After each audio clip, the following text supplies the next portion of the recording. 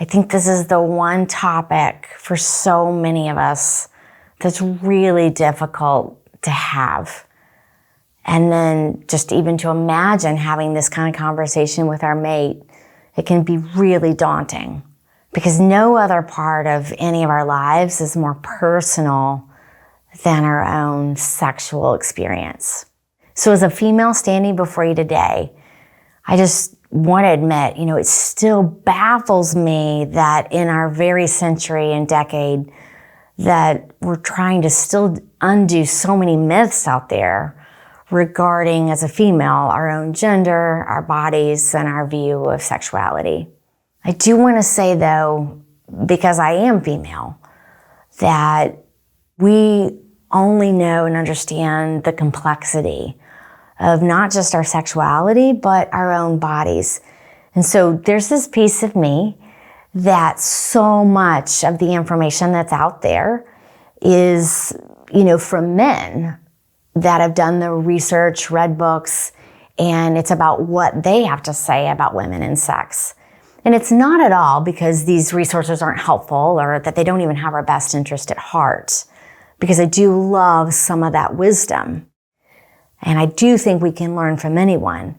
But this other part of me says, well, wait, we need women talking to women because I want to identify today of what we know in our own experiences in our bodies, whether we've been unfaithful or betrayed.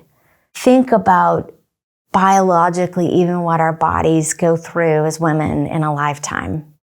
I mean, for all of us, right, we start out as a female and then early on in our lives, we get hit with this thing called a menstrual cycle. And that conversation in and of itself and what that means starts to define us sexually. And then we have that, monthly for a long part of our lives. And then have we ever thought about, only women truly go through this idea that we can get pregnant. We can lose even that pregnancy to miscarriage, choosing abortion, go through infertility. We can actually, go through this 9-month process of giving birth. And then once we do that with our same bodies and our sexuality, that's always the same part of us. Then for a lot of women, we choose to breastfeed our children.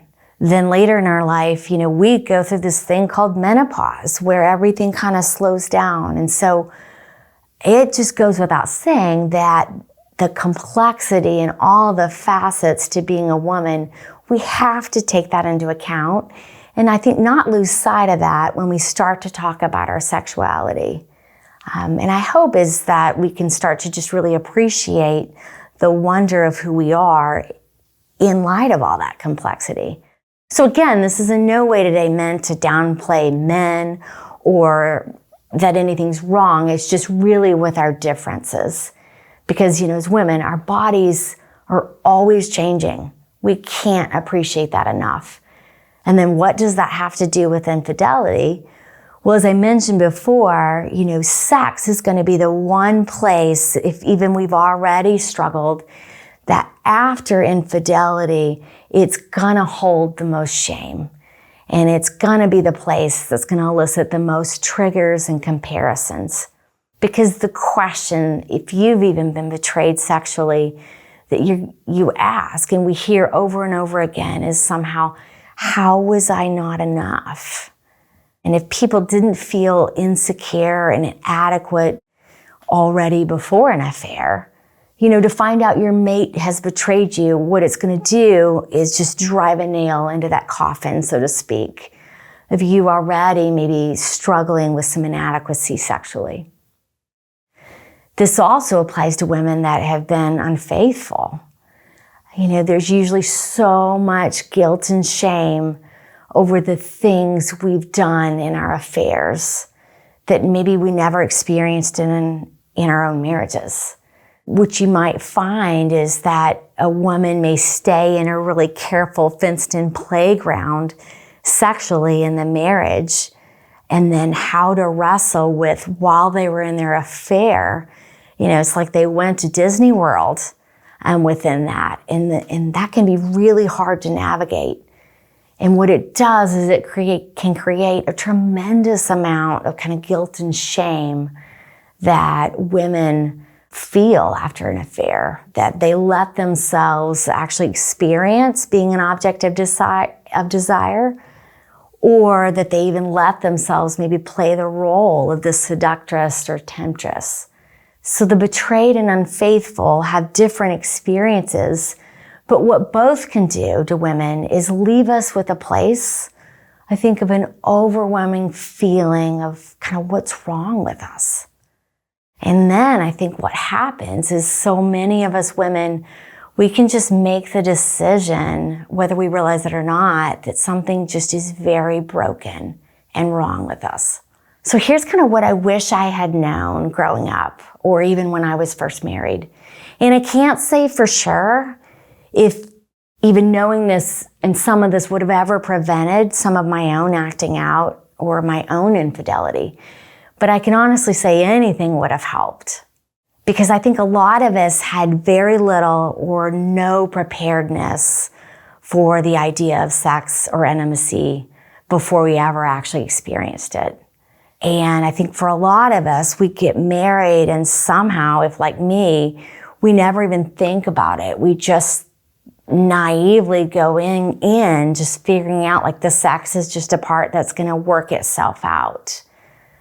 I know I had no awareness of even my own body, my past, or any of my own sexual experiences and what they would mean for my own marriages prior to marriage. And then we just still have this guilt. I want to speak to maybe for women, that we start to feel guilty for our differences, of maybe why our bodies can't become aroused or why it takes so long. Or maybe we feel broken because we've never been able to reach a climax or orgasm in a way that we think we should. And then a lot of times I know I have to take a lot of responsibility, realizing that instead of being able to have a conversation about it, I just simply have avoided the topic. Or I feel guilty for saying no. And not that I didn't care, it's just I didn't know that I could. I think so many of us women, we just have a damned if you do and damned if you don't view of our sexuality and pleasure. Meaning, we can feel really badly and guilty that we don't feel like it or we want to say no. Or then we also feel badly or guilty for any desires or longings we do have. And I know for me, I've never been able to even identify, what I've even really wanted when it comes to sex and desire. And I think we just settle for maybe what's expected to us.